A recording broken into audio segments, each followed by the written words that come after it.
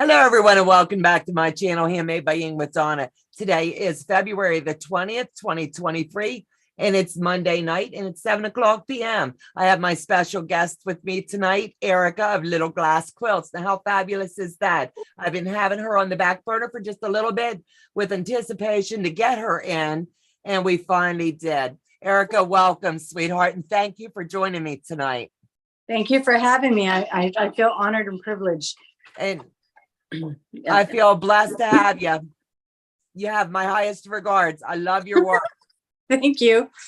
So I'm going to slip into the chat real quick. Others will be joining along the way. But Absolutely. I'm going to welcome and thank all of my moderators. Everywhere you see blue, it's a blue wave tonight. And my husband will be dropping links along with my moderators. Delia, Susan, and Teresa Louise, thank you, ladies, for joining me tonight. Denise Beck, thank you, sweetheart, and my love, Julie. Carol, welcome, sweetheart. Janine, everybody's popping in right now, so I don't want to get too vetted in. I'll give them all a minute to hop in, and must have just showed that I'm live. Hello, all my quilty friends. So with all of that being said, I'll just start with the baseline and let the momentum build up with everyone coming in. So can you tell me a little bit of your back history, like married, kids, dogs, where you're located? Give me a little bit of the back. Fair. So I'm currently living right outside of San Antonio, Texas. I was born and raised here. We moved for a couple of years and came back. We have two children, 20 and 21, a boy and a girl. We have two dogs, Han and Leia, my bass holes, as I call them, they're bassets. I've got two rescue kitties. And then my husband and we met online, how kind of by accident. And we met for a coffee date, and it was a 4-hour coffee date. And 3 weeks we got married after that date, and we're celebrating 11 years. Fabulous. That's so cool. Sink or swim, just do it. That's my motto in life. Just go for it. So yeah, you got to live on the edge. Absolutely. I think that's cool. An accidental meeting turns into husband. You can't go wrong with that. Yep. 3 weeks later, the bets are still running. I can remember when I married my husband, everybody said it wouldn't last a year, and we're hitting 30. So there you go. 30. Yeah. Kudos. Yeah. Kudos. He's my best friend. I'd be lost without him. Yep. Yep. So I'm going to go ahead and roll into some of the regular questions, and then we'll streamline into the fun ones. But basically, how did you ever get started into the love and passion of sewing or quilting? Where did you get started? My mother, so I'm a 4th generation sewist quilter. And I remember very specifically when I was 9 years old was the first time my mom sat me down in front of a sewing machine and just teaching me straight lines. She put a piece of notebook paper, no thread on the bobbin, no thread on the top, and just stitch up and down the lines, just learn how to cut a straight line. And so that was my very first memory of learning how to sew, just get the basics. And then I guess when I was about 11 or 12, she sent me to a sewing class where they could teach me the basics. And so we made a little summer dress. It was a little spaghetti strap with elastic. And I never wore it because I was like 10. So I accidentally sewed the casing shut, so I could never feed the elastic in it. But that was my first thing. And so when I got done with the class, I remember coming home, and I remember my mom specifically saying, she's like, okay, now that you know the basics, I will teach you the secrets. And then from the rest of the time, I'm embedded. That is fabulous. That's a great backstory. Now, your mother, she learned from her mother and grandmother then. Yeah. Like I say, and they were, especially my great grandmother, the 4th generation back, they're from the times where they lived on a cotton field and they had children and the children picked the cotton so that they could pay for the room and board. And so making clothes and making quilts was not a luxury. It was a necessity. You had to clothe the children, you had to warm your family. So it was just a necessity. And so it kind of got a little bougie over the years, but we never lost that craft and never lost that art. Absolutely. The passion is real. And I see, like, I want to say back in the 80s, it wasn't a hot commodity like it is today. And now it's just on fire. The quilting, which is amazing because it is. To see, I remember when I remember, so I'm 51 right now. And I remember I was in a quilting bee in my 30-ish, something like that. And I was the only person that wasn't silver haired and, getting Social Security. Like I was the only youngin'. And I remember thinking at that time, it was so sad because it would be sad to see the art die. And it's fun to see it revamp with young people and kids and just, it's amazing to see it kick back up because this should not be a craft that dies. No, that's how I feel as the years are passing now and I'm seeing the momentum. The younger generation, as you said, is just all vested in the styles and the things that they're making is just mind blowing. It is. And they're putting us to shame. It's more than just making quilts. They're taking fabric and making a quilt patchwork into like clothing. And I'm just like, I don't think like that. Exactly.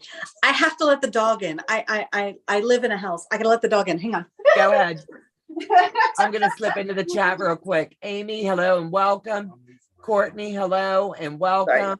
Hang in there. I had 43 years with the man God gave me. He passed away almost 8 years ago now. Mama, I'm so sorry. You're in our hearts and prayers. Debt Free Quilter, hello. Hey, Heather. And let me see. I'm just skimming real quick to make sure I haven't missed anyone. And if I missed you, it's up above the chat line and I can't really see it. So do any of your children quilt?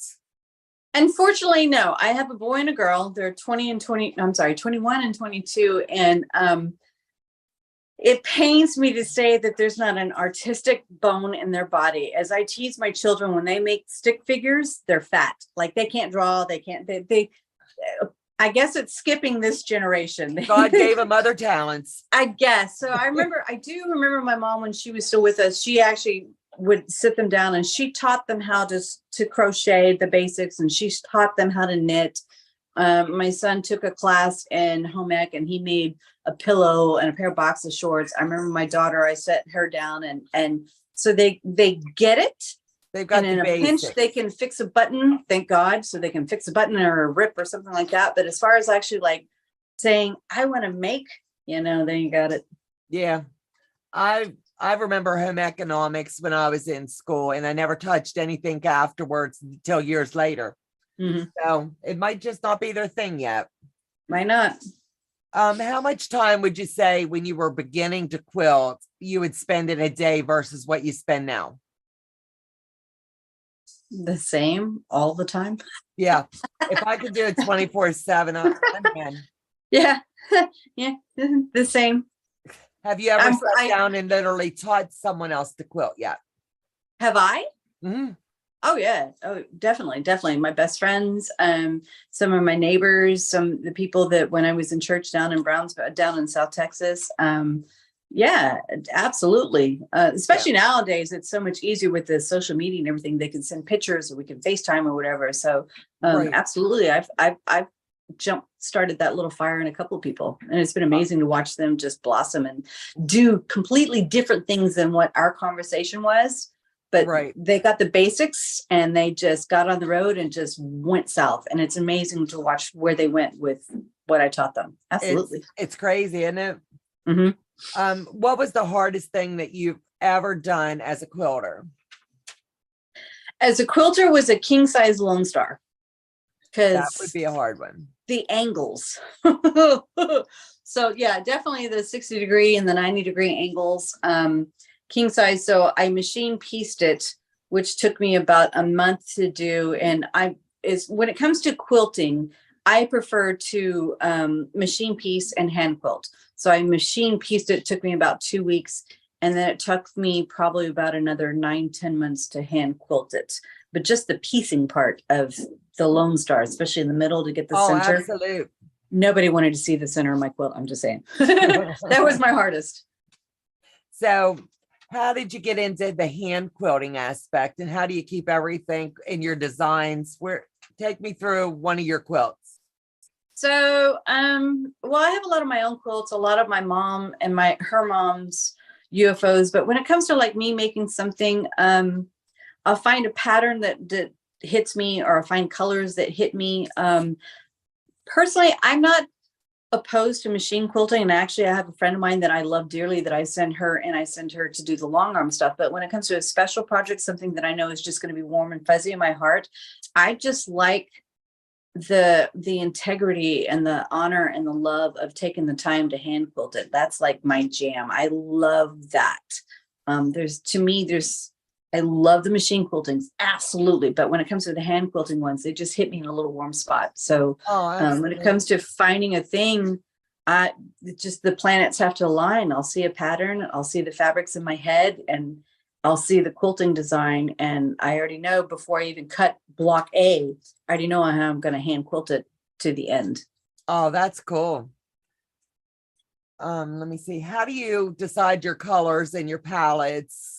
Is it based on pattern, or do you pick your colors, then decide your pattern? How do you figure out what you want to do? It's kind of a 50-50, but I think I would lean more towards the pattern.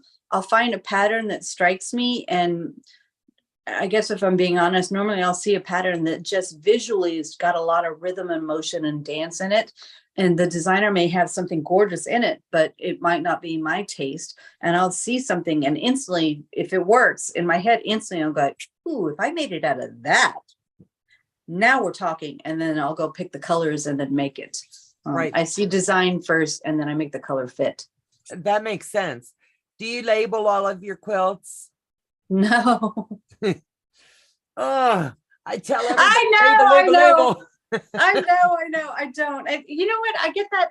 And it's so bad because like I say, I'm a 4th generation quilter, and nobody in my family, we've never labeled them. We gifted them.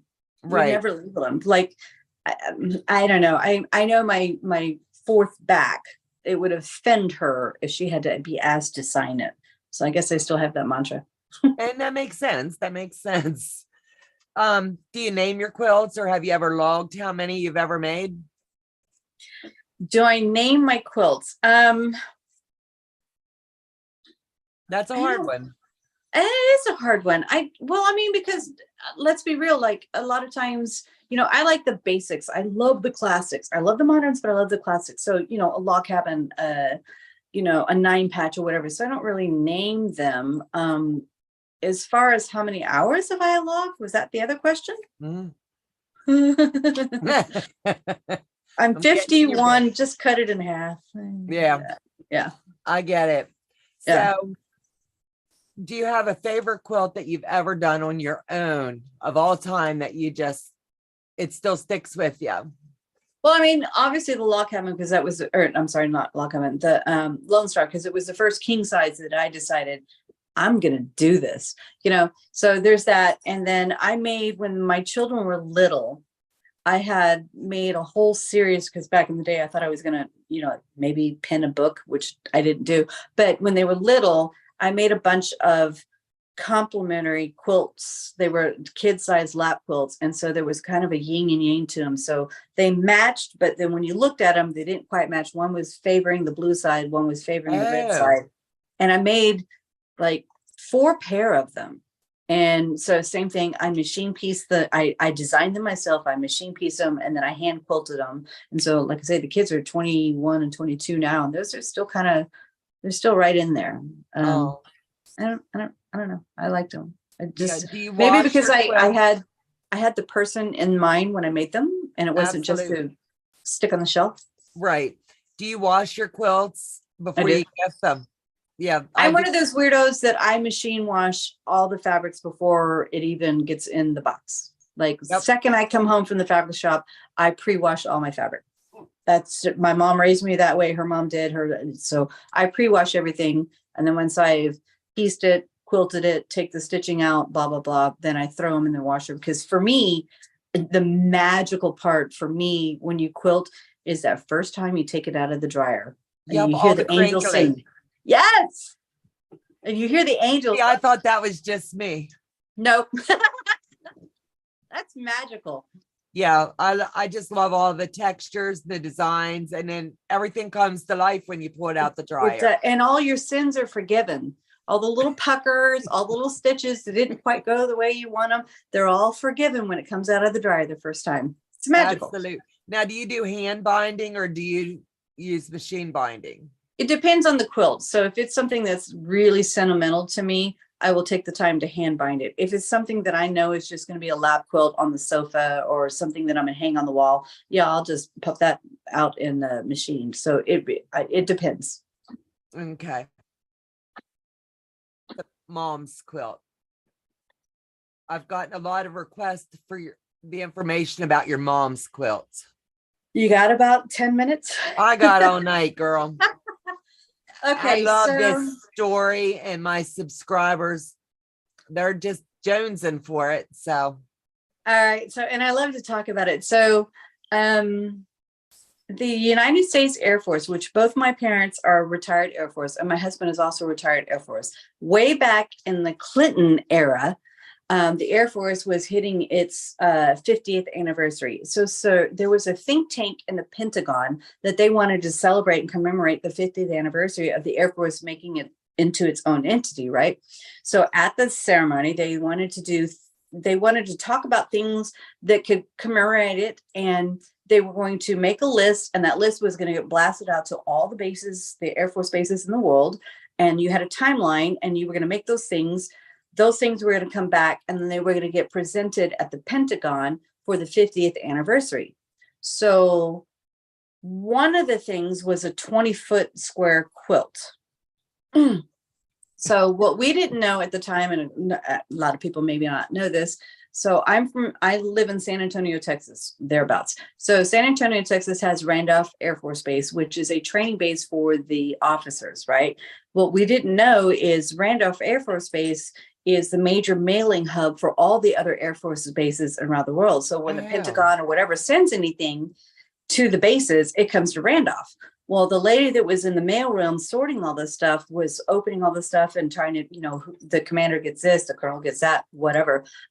She was opening this letter, happened to be one of my mother's quilting students for like 10 years. And so she saw this letter and she's like, bing, thought of my mom. She's like, you can do this. So she called my mom. She's like, Mrs. Peterson, you're never going to believe what they want. And so she tells my mom what they're wanting on this list. There's a 20-foot quilt.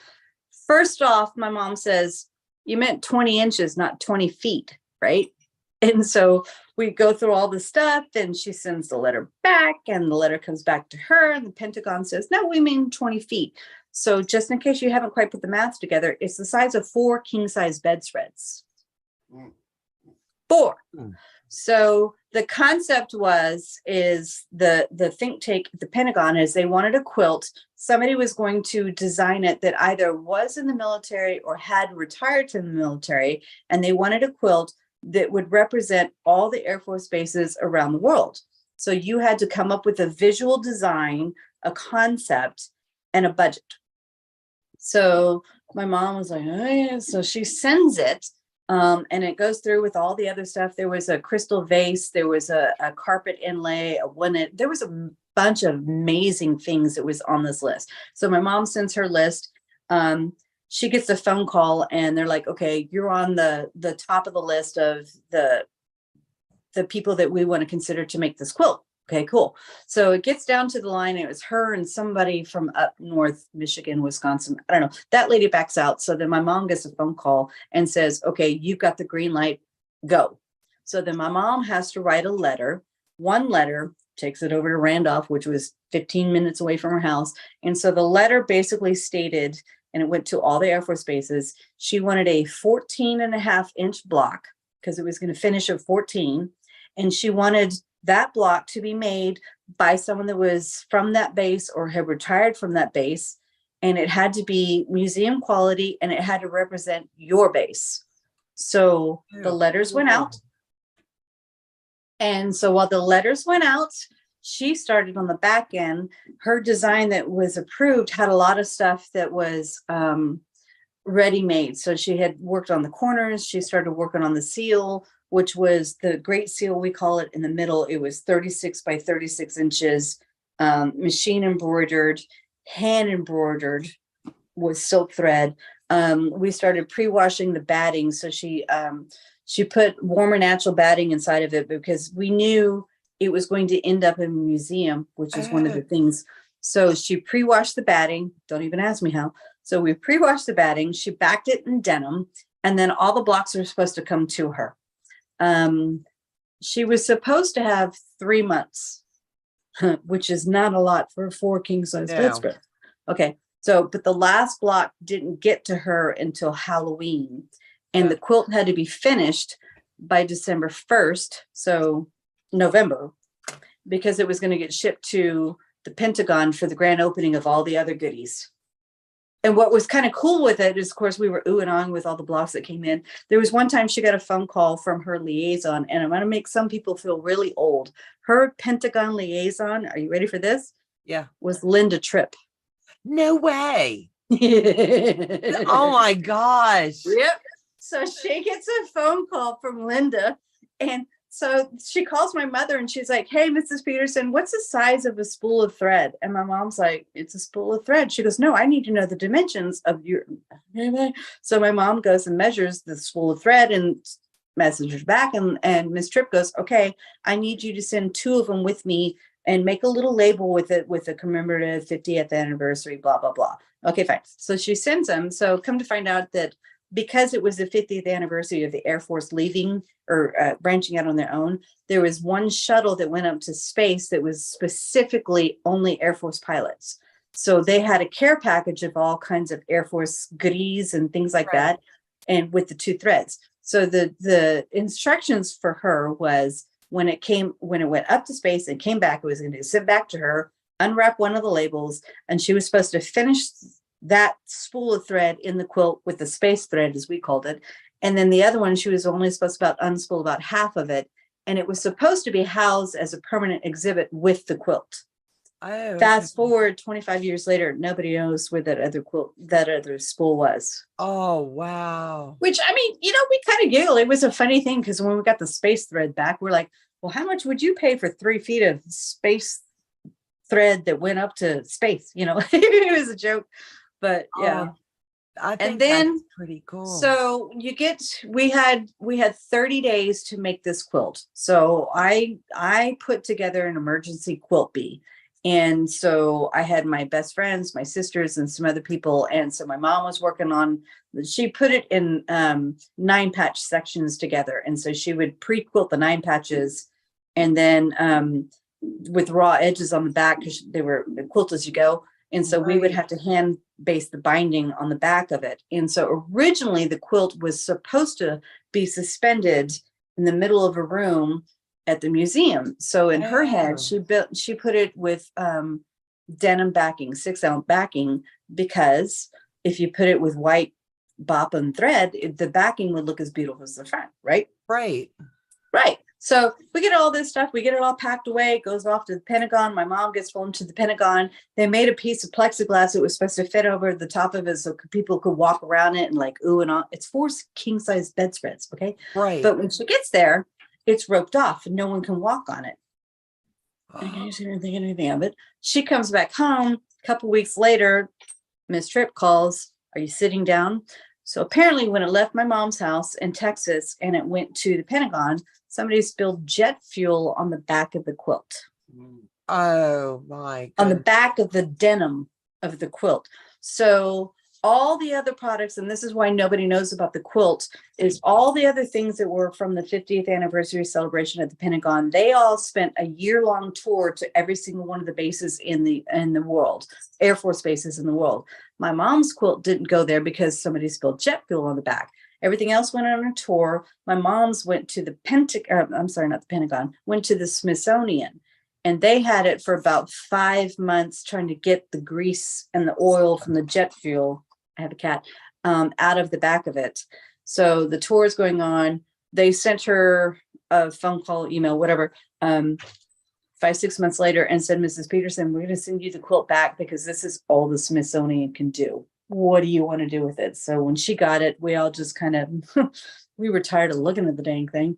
So she got it. And if you've ever been in jeans and you just like get a dusty knee and you just kind of wipe the dust off because you can see the dust, that's what it looked like. It just looked like you just wanted to wipe the dust off. The Smithsonian people were amazing. But the option was fix it, take it out, redo it, or just leave it. Well, of course, we're not going to take it out because it was blocks from other bases around the world. So she's like, "I'm just going to leave it."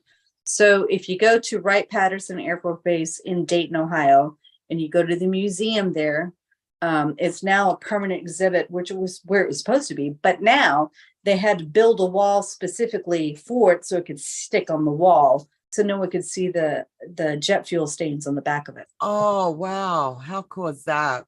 Yep. Do you have a picture of it by chance that you'd be able to show? Right now I do. I don't want to make anyone seasick. It's okay.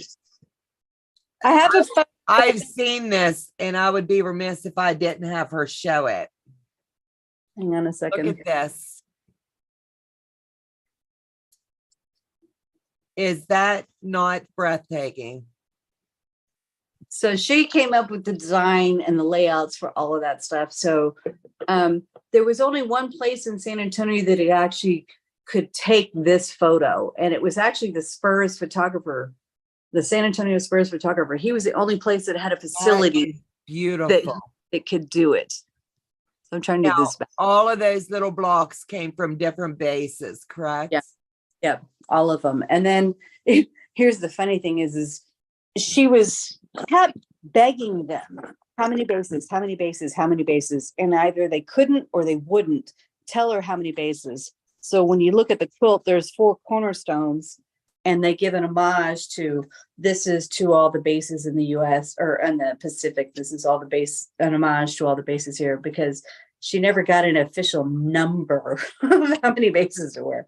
And that would be hard because if they don't give you the info, you don't know. Yeah. But ultimately there's 87 blocks. It represents 87 bases around the world. And then it was funny when she made it, I have a block that she made spacer blocks because we didn't know how many were coming. So she had to kind of make spacer blocks. And then when she got them, the same person that took the poster from the San Antonio Spurs, he took an individual picture of them, and she made basically a design board like we do in quilting. Right. And so she had photos of the design board. And so she sat down, and anything that had a plane, she put the planes pointing in the middle, anything that had jet streams. So everything she purposely, once she got them all, right, just coordinated so all worked. It was amazing. And I actually, we had a gag order on anybody that was anything that was in part of the anniversary thing. We all had gag orders. Like it was supposed to be nobody knew about it until the reveal at the Pentagon, right? Right. So she had the gag order and she couldn't tell anybody about it. And then it went on for years. Of course, it went to the Smithsonian, came back to her. She sent it to the Air Force Museum at Wright-Pat. And so nobody knew about the quilt. And it just really, I mean, I literally have my blood, sweat, and tears on the back of that dang thing. So one time, do you remember Quilter's newsletter magazine? Yeah. So I just, one day out of the blue, I sent them a letter. I penned a 3-page letter, and what I just told you, I penned it out and said, "Thought you might want to know. What do you want to do?" And they messaged me back and said, "Holy truck." And so they actually published the story of my mom's quilt. So it's the only published version of it. So I got a 3-page spread on my mom's quilt. That's an amazing story. Yeah. And it's just beautiful. It's a wealth. I love it. Yeah. Sometime when you can get me a good shot of it, like where there's no glare, I'd appreciate that, because that way my husband and I can see it, you know. Yeah. I just love that quilt. It just brings... I can talk about that quilt forever. It weighs 97 pounds, just so you know. Oh my goodness. It's a tank. Oh my gosh. God bless you. So the next part of the interview I'm going to go ahead and segue into is your glass art. It's a funny segue, and it kind of, funny is not right the word, but it kind of works into with my mom, because obviously quilting has been part of my story, right? And part of my life. So we lost my mom to pancreatic cancer in 2019, right before COVID. So sorry. And it hit hard. It hit really hard. Thank you. And then right after that, at COVID, my husband and I decided we weren't going to rent a house anymore. We were going to build, because we just couldn't find one ready. So we picked a floor plan, we picked a builder, and we started to build the house. And so I had just lost my mom. So I was going through all of her stuff in her old sewing stash, and I was just cleaning stuff out. Just my dad asked me to get the stuff out because my mom was, you know, that contest she who dies with the most fabric wins. She got that memo. So Oh, God we're bless her. going through everything. And I found her old lesson plans when she used to teach quilting lessons to students. She used to teach at the places that I work. She used to teach at the house. And I found all the quilting lessons, and her go-to quilting lesson for a beginner was the sampler quilt. Oh, You know, cool. you get the basics, right? So I found her lesson plans, and during the construction of the house, my husband had begged me, because I'm half Mexican and half Hispanic, so, or half Swedish. So it means the inside of my head is like the inside of a Crayola box, right? So he's like, please don't paint the house crazy with walls, colors, and just don't. So we're getting the house built. I find my mom's old lesson plans, and one day my light goes bink, and I was like, what if I took her quilt blocks, her favorite quilt blocks, and taught myself how to make them in stained glass and make them in the windows? Technically, he didn't say boo about the windows. Technically, I wasn't painting the windows. I love the way you think. So it was in the middle of the pandemic. Dog. It was in the middle of the pandemic. Hang on. It's a functioning house, okay? So middle of the pandemic, of course, I couldn't go to any studios. I couldn't go to any glass workshops. YouTube University. So I studied and studied and studied. And my dad had asked me to get rid of some of her stuff that was just of excess. So I sold a ton of my mother's things on eBay, and I took that money and I bought my starter glass kit. And I started with a couple candle holders just to kind of sniff my butt, see if I could do it. And I was like, Right. yeah, I can do this. And so then I started planning all these with her favorite quilt blocks. How fabulous. So they're 12 inches by 33, and I have 13 of them in the house, and no two are the same. So it was kind of twofold. I honored my husband. He didn't want me to paint the walls. Okay. He didn't say shit about the windows. So it was kind of an homage to him, and it was an homage to my mom. And I just started sharing my journey from the beginning. It was a pandemic. We all did, right? We all just, so sharing my stuff. And then 10 months later, the house closed. Everything was all virgin and new, and nothing was in here. And I installed the windows, and I had been sharing the journey, and I was online. I was like, yeah, I actually did it. Holy trick, and stuck them up there. And next thing you know, people are raising their hand going, can I have one? Can I have one? Okay. So here I am.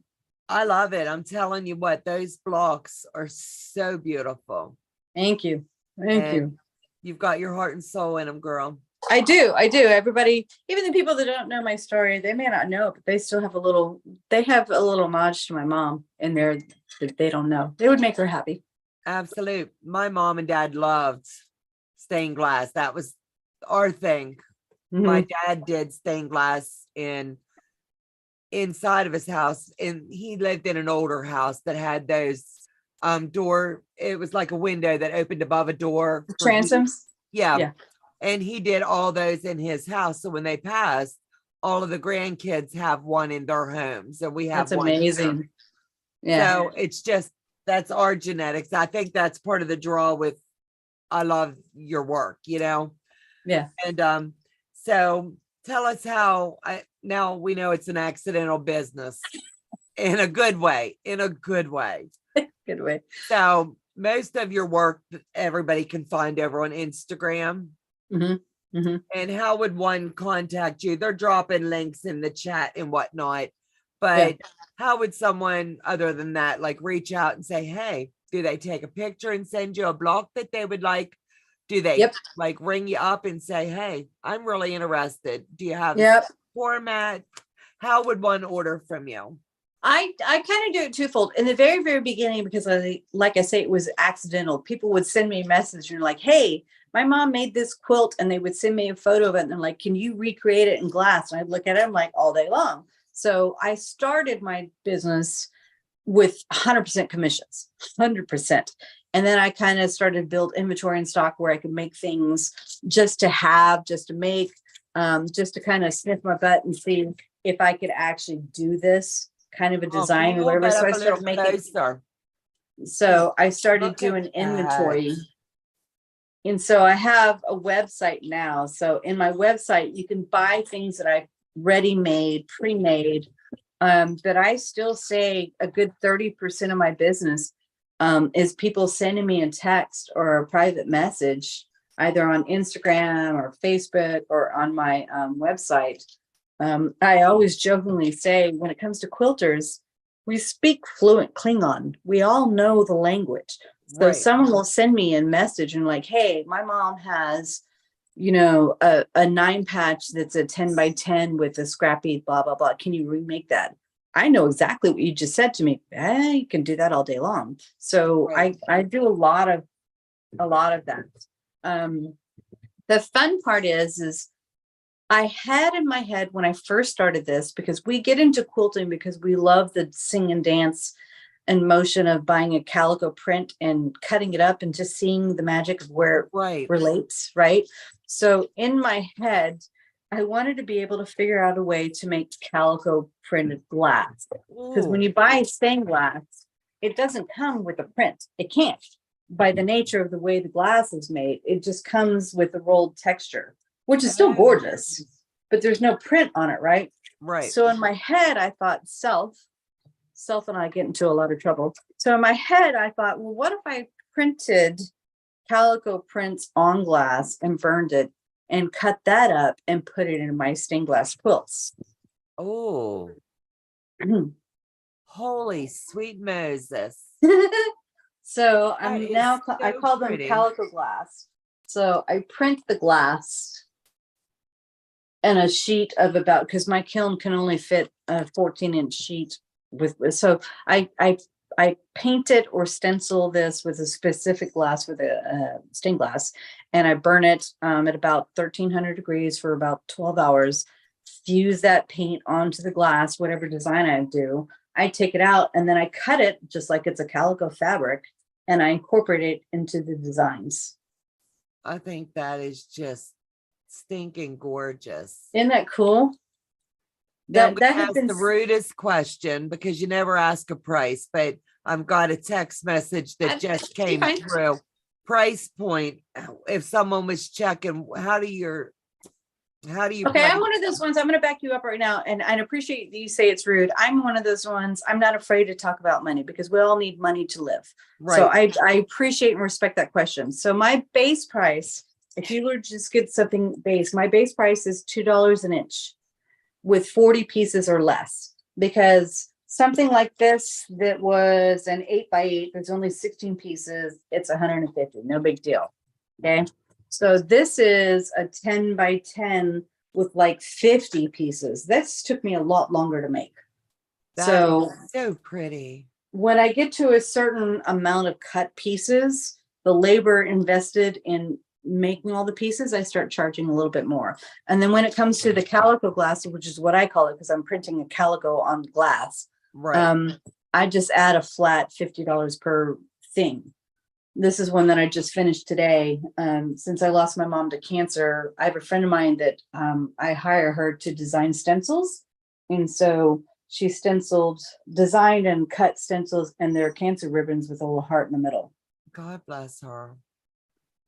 So I'm not ashamed of prices at all. This was a replica of a quilt my mom taught actually at one of her classes. Oh, And so we replicated the print. I stenciled it on the glass and then I cut it. I mean, it's just a Chinese coin. right. But it's so pretty. Thank you. And then on the back, they look like that. Wow. So yeah, my base price is $2 an inch. It wasn't that much when I started. Prices have gone up. My toys have gone up. Right. It's a business. It's a business. It is a business. So I, start in the morning and I do one thing, the afternoon do the other thing. Yeah, the business is growing. And that's a good problem. Let's keep it busy. Keep it busy. Yeah. Let me see. Denise Beck. I love Erika's work, amazing products on her website. Absolutely. Laura Miller. Thank you. Susie Gibbard. I need to check out the website. Absolutely. You won't be disappointed. I can assure you. I just started the website. So if there's problems with it, forgive me. It's okay. Someone said, let me see, Laura Miller. Wow. I just saw the bear paws. Yeah. Clark. I have a friend who makes stained glass. She took a couple of my quilts, home last time she was here, and she made me a quilt glass piece. She Yes. usually does birds and flowers, so worth the price. Absolutely. So if anybody has a special project, I would implore upon you to please reach out to Erika. She does fabulous work, and you won't be disappointed. Thank you. And I'm looking at all of the blocks up in your windows, and I'm just mesmerized. It's just breathtaking. Thank you. And I'm At taking first- it another step further. Okay, fill me You in. want to hear? Yes. Because that's not crazy as it is. So I started when I was making the blocks in my first holiday. I had all the scrap glass. Like us quilters, we hang on to every freaking little scrap we can, right? So I had all these scraps of glass. So I figured I can make these little ornaments, these little 3x3 ornaments. Oh my goodness, they're cute. So this happens to be on my logo, but most of my 3x3s that I sell, they're 9-patch or pinwheels. Quilters get it, they get it, right? So Right. I started making the ornaments, and they sell like hotcakes, and there's scraps from my glass. But as it went a little bit further, I knew I wanted to do some other things, and I wanted to get a kiln so I could start doing the painted glass, the calico glass, right? So this is kiln fired in here. Do you guys Wow. remember that Batiste? Yeah, now I can see it. Yeah. Yeah, you remember that Batiste? So when I got the kiln that you have to do this with, first you can take certain glasses and you can fuse them and slump them together. So I started taking these traditional lead, copper and lead things, and then I'm starting to make them infused versions. Oh, wow. Right. And then I found a book that I should not have found because it was the Holy Grail, the Holy Grail book for me. So I have the regular traditional copper and lead. I have now the fused ones. And then I taught myself to do the embossed glass with the quilt designs in them. I'm trying to see if you can see them. Yeah, It's I can embossed see in the there. design in it. I'm going to show you the backside. So now it's embossed in the glass.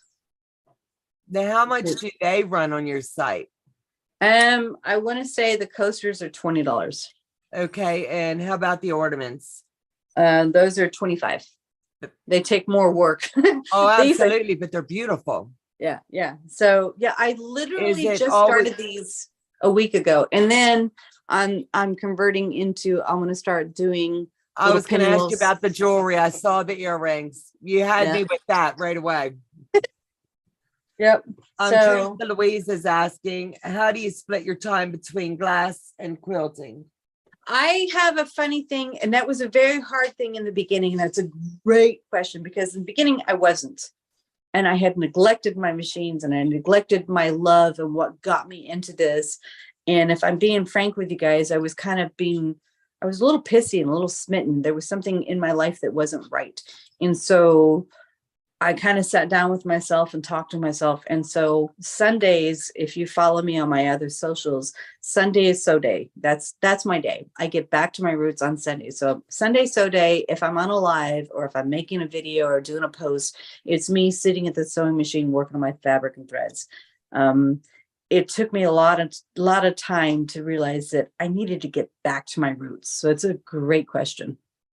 Absolutely. Now your earrings, have you started selling those as well? And do you have different designs, or is that just the first one out? They're small. So when you work, they are so stinking cute. Thank you. So you have to understand. So when you're working on something that's this tiny in glass, like when we work in needle and thread, smaller does not mean easier. Right. In glass, it don't either. So I'm only going to do, dang it. I'm sorry. You take and the earrings and the coasters and the ornaments, 9 patches and pinwheels. That's what I'm going to do. And I have for the ornaments and I have for the coasters on my website. If you care, you can go in there and there's a drop down menu. You can say I want a 9 patch or I want a pinwheel, and a drop down menu for your color options. And you pick it and I custom burn it for you. The earrings. Wow.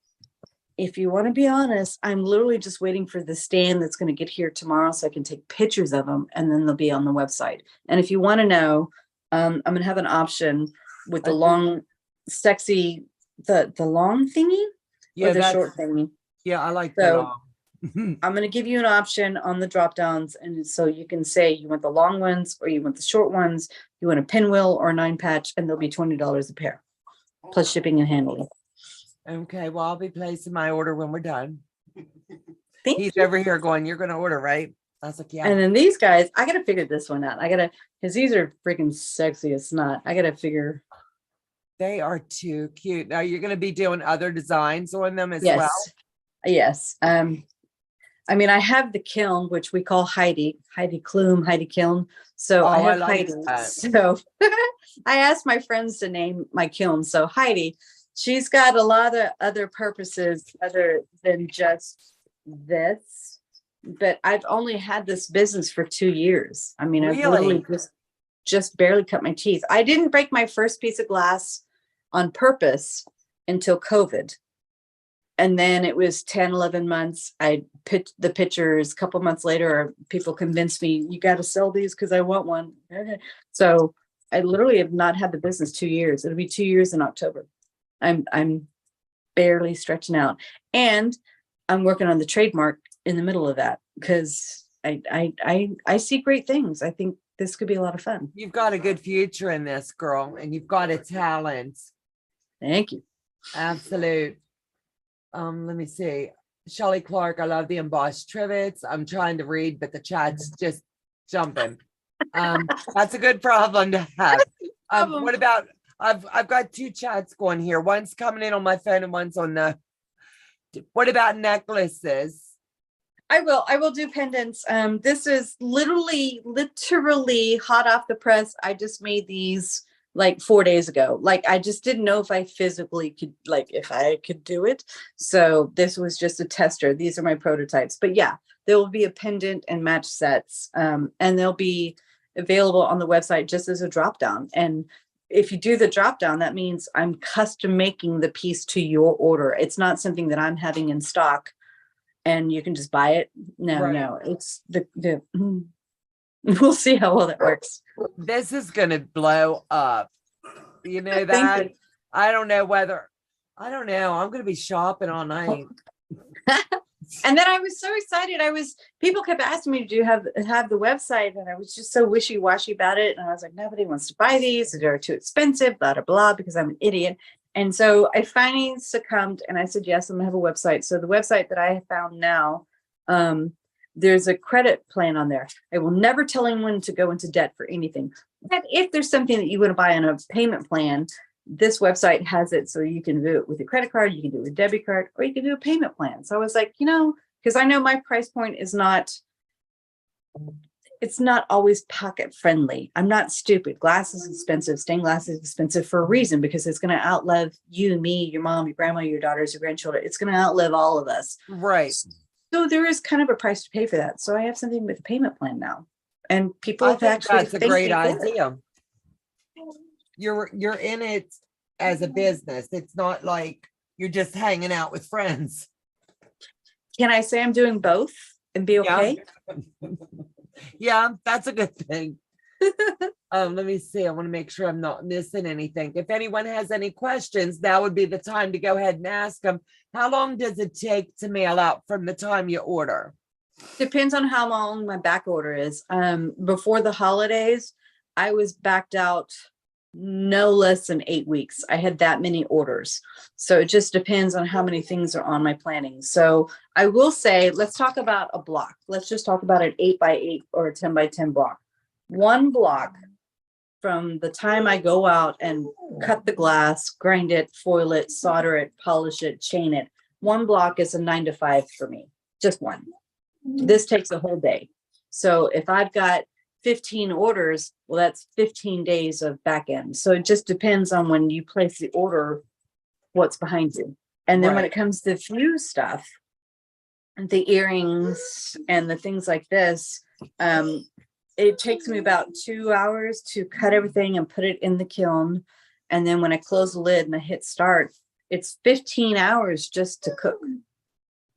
So I sit those to cook and then I go and work on the other stuff. So it's kind of a balance between the both. So it really can depend. Now, I've had some people that say, hey, I've got a birthday or a family reunion. Can you fast track me? Absolutely, I'll fast track you. I'll ask the other people if I can, but yeah, I'll fast track you. But technically, that's a 9 to 5. Wow. So let me see. I think you get what you pay for, and your work is just breathtaking. Thank you. I like to play with colors. I'm part gypsy. I would be if I had that talent. My quilting, but this glass work, I mean, it's just remarkable. And do you know the story behind my logo? No, go ahead and tell me. So my logo is the monkey wrench, or the churn jazz, as some people say, right? So this was one of my mother's go-to when she was teaching our quilting classes. That was like one of her favorite blocks. And I have one of her lesson plans. And then my mother's favorite colors were purple and teal. I'm sorry, were teal and blue.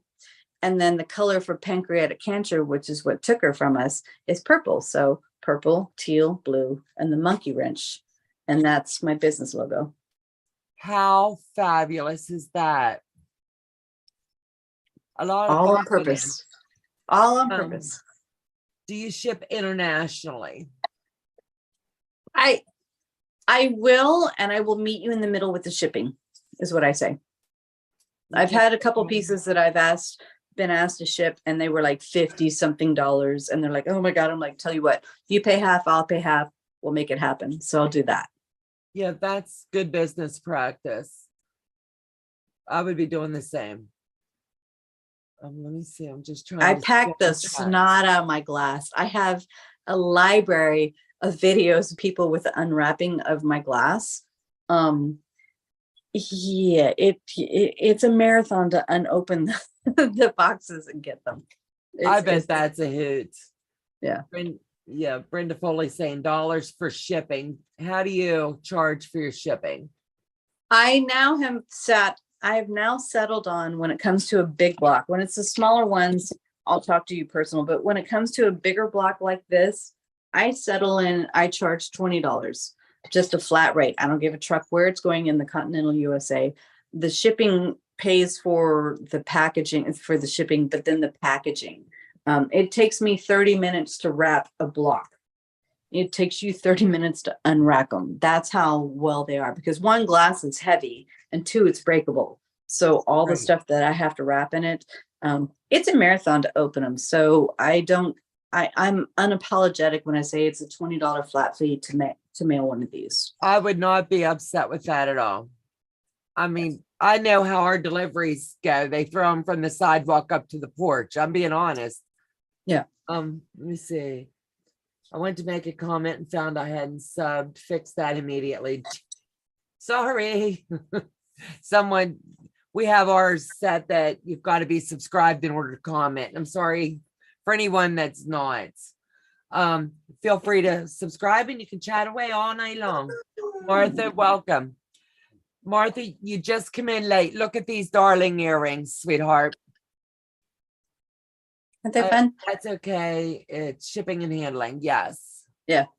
When it's the smaller ones or a group one, I'm fine. I'll work with you. I work with anyone. And if it costs less than the 20 or whatever, I refund people without telling them. I don't have a problem. I will not ship it for nothing. I can't. And that's one of the reasons I've been asked a zillion times, why am I not on Etsy? Because I cannot honor free shipping to my customers, because this is heavy and expensive to ship. I mailed one thing where I didn't bind it like it was a mummy, and it got broken. And of course I remade it and sent it back to them, no questions asked. And now they have two, she could fix it, but I don't want to do that anymore. I want it to get to you perfect, especially when people send me a picture and they're like, hey, remake grandma's quilt block because it's going to be a gift to her daughter.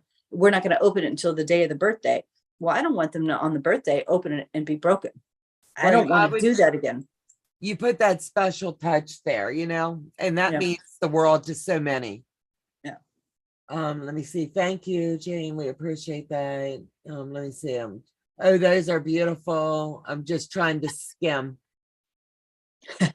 So are the earrings the same shipping, like delayed in shipping per se, or would you do like to where they can just drop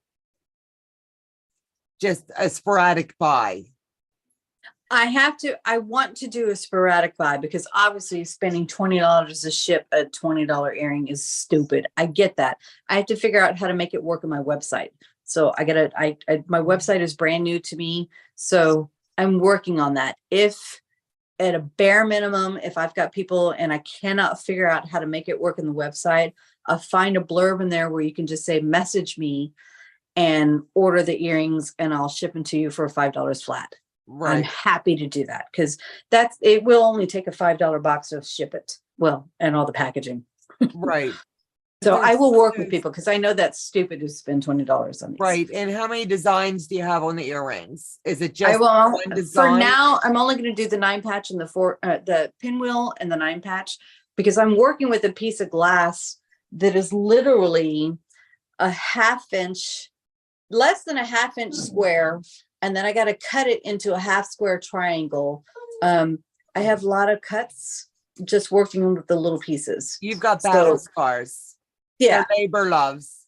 Yeah. So logistically, these are 1-inch squares. And so if I'm making a pinwheel, obviously it's cut in half, and then those are cut in half, and the pieces are just freaking stinking small. So logistically, I'm not going to get all bougie. I'm just going to do the pinwheels and the 9 patch for my sanity. Oh, absolutely. I can't imagine going. You've got a skill. Erika, your work is beautiful. I wouldn't mind paying shipping. Absolutely. And when you buy, don't forget to tip her. She's going to need more Band-Aids. Her poor little fingers.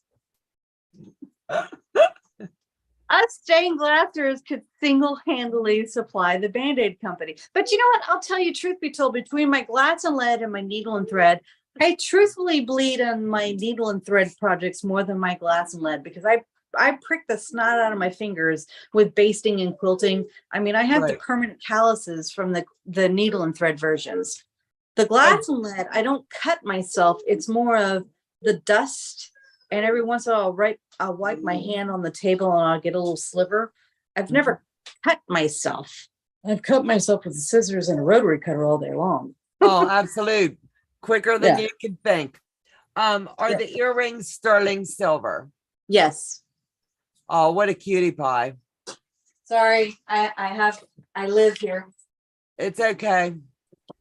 Yeah, I will only do the sterling silver. I will only do the sterling silver because I get it. Yeah. So I will show you. There's going to be two versions if you guys want to see. I'm going to have 2 options on the website. You can pick the pinwheel or the 9 patch, and you can pick just the small hook, or you can pick the long one. So those are going to be my 2. The same price, but you can pick the short one. Right. And I'm not going to lie to you. It's glass. It's 2 layers of glass in a 1-inch square. It's a little smart on the heavy side. So if you have really delicate, sensitive ears, you're only going to wear them for a little while. But yeah, I'm having fun with them. I figured out how to do these. And I was like, I took the scraps and I just stuck them in the kiln. I was like, let's try it. So here we are. I think that's a fabulous way. I like the long. Everybody's saying the long. Lungs. So start stocking up, everybody. I have the draft neck. My mother always said that she had a nickel neck. Her neck was 2 stacks of nickels. So I had the nickel neck. But yeah, I literally, for everyone that's interested in them, thank you. I bought some stands so I can take pictures to put them on my website. The stands are going to get delivered tomorrow. And that's the only thing that's keeping me from it. I'll tell you what, I'll give you a thing right now, live tonight, right now. I'd spur the moment. Anyone that wants these, if they want to send a message to me, or I don't know how, I'll give you these for free shipping. Holy moly. Spur of the moment. Why not? Spur of the moment. There you go. Free shipping on the earrings, not the other stuff. Earrings only. Earrings, because this cost me $20 to pack. But if you guys want to pre-order the earrings, find a way to send me a message or figure out a way. I don't know how. Yeah, send me a yeah, let's do this. We'll let you email me at Donna@handmadebyying.com. My husband's going to drop my email right quick. I can give you a code. Yeah, I can give them a code to go on the website, and it's just for the viewers. Yeah, when they go into my website, they type in the code, it'll be free shipping. there you go. Done. You know what? Code word Donna. Code word Donna. So let's I'll just make it so chat. tonight. God bless you. No, it's so sweet. So if you want to order anything, make sure you slip over and you feel free to order up. This has been fun. I love that people are giddy about the needle and thread and glass and lead marriage. I think it's fabulous. It's something I never had seen until I met you, and I'm just like mesmerized. And I'll be ordering. Just saying, a girl can't go wrong. I already sent a message for 2 8-inch squares, a coaster, and earrings. Denise Beck, she's my buddy. I host retreats and she comes too. So Denise, thank you for supporting her small business. We greatly appreciate it. Business. You know what though? I think just from the outside looking in, and I've gone around the sun 51 years, I think the accidental businesses like mine, I think they have a lot more heart and soul because they're not starting a business, and there's no offense to the people that are starting a business, start a business to make money. There's no offense to that because we all need money. But the ones that just kind of slip into it by accident, those are the ones that are just, you can't help but love because we didn't mean to do this. Right. And I think that's just, I love the way it happened for you. Mm-hmm. And that's just amazing. You need to write a book about this. Joe says you need to write a book and it's going to be a bestseller. So funny you say that. Hint, hint. Oh, wait a minute, I got to get the Lord. hook in. Oh, my Lanta. Okay, so I'm working on the trademark. So the trademark has already been published. So it's got to sit and simmer out in the public for 1 to 3 months, whatever they say. And if no one objects to the trademark, then it will get officially registered at the U.S. Patent and Trademark Office. So Little Glass Quilts will be your registered trademark name. What I want to do after that is, because the way I tackle stained glass is not a common way. I still have my quilting hat when I cut my glass. I still rotary cut, strip cut, half square triangles, 2-inch, 4-inch. A lot of the stained glasses, they do things different. They cut the patterns out, they glue them on the glass, or they draw them on the glass and they kind of fussy cut. And I'm not going to truck with that. So I cut it in a way that's not normal. So a lot of my stained glass followers, they watch me and they're like, I never thought of that. So in my head, as soon as the trademark is official, I'm starting on a book. There's Go Big or Go Home. There's one DIY company that I'm going to hit first. So I've already downloaded their program, and they want you to write a first chapter. They want you to document one project from beginning to end, to see your pictures, to see if you can take a picture with or not. And then you send the prototype to them, and then they'll decide, yes, we're going to publish it or not. So that's my very next goal, which I'm literally going to start here in a couple months. Trademark, register, book, DIY next, and then we'll see. Well, when you get that book, I want to bring you back. Because we're going to sell that book, baby. Well, thank you. Hasn't happened yet. It hasn't. I've been talking about the trademark forever. If anyone wants to know, I'm 12 months into it. It takes that long to register one. Yeah, someone says to do what you love and get paid decently. That's a blessing. And I've Yeah. always been told by my parents, if you love what you're doing, you'll never work a day in your life. Yes and no, but honestly, you do have to make money at it. So you do have to price. There's a lot of people I know that do long arming or quilting or crocheting or whatever. And you do, if you're going to make it like I did in the beginning and make it a business, honor yourself, honor your time away from your family and friends in your life, and make it to pay both of them. Right. Pay for your talent, pay for your time. And if you've got a niche that there's a want for, knock it out of the park and just go for it. Because what's the worst they're going to say? No. Absolute. I agree. 100%. Let me see. Soup to you. You viewers have the great questions. I love it. I love all my subscribers. They're great. Does anyone else have any more questions? I'm just looking there. Let me check here because it's We've been on a while, haven't we? It's okay. I keep you all night. I mean, if you want. Yeah. I've met myself. I can talk. That's My okay. lives, I go on for hours. I've met myself. Oh, absolute. Do you use any other women? Do you use anything other than PayPal? Laura Miller. Mhm. What other payment do you use? In my website, you can do credit card, you can debit card, you can do PayPal. I've had a couple people that in a pinch wanted to do Venmo. Yeah. I'll do it. Yeah. I'll do it. So, Laura, she's already just answered that, sweetheart. All means of payments she will accept. Yep. And then I'm the unicorn of the IRS. Don't ask me how, but I have 2 EIN numbers, which is not possible, but I have 2. So they finally cut one off and registered officially the other one. So like next week I can get a business account so I can have, if anyone wants to write a check, they can actually write it to Little Glass Quilts, because the IRS, Yeah, somebody was doing overtime probably and just got busy and put you in twice. Isn't that That was crazy? fun. They're like, you can't have that. I'm like, I know I can't. Make it right. Oh, The joys of a small business. Like if you want to like open a small business, I will tell anyone that's like never done it before, expect the unexpected and don't get mad and just roll with the punches and laugh with it. That's all you can do, because it happens, Right. and just it's a learning. I've literally opened my doors not quite 2 years ago. It's like 11 months, a year and 11 months. I'm still learning as I go. I'm still Right. making mistakes, but I'll tell you what, if I make a mistake with a customer, I make it right tenfold. I make a hero and a valor out of those customers because I'm an idiot.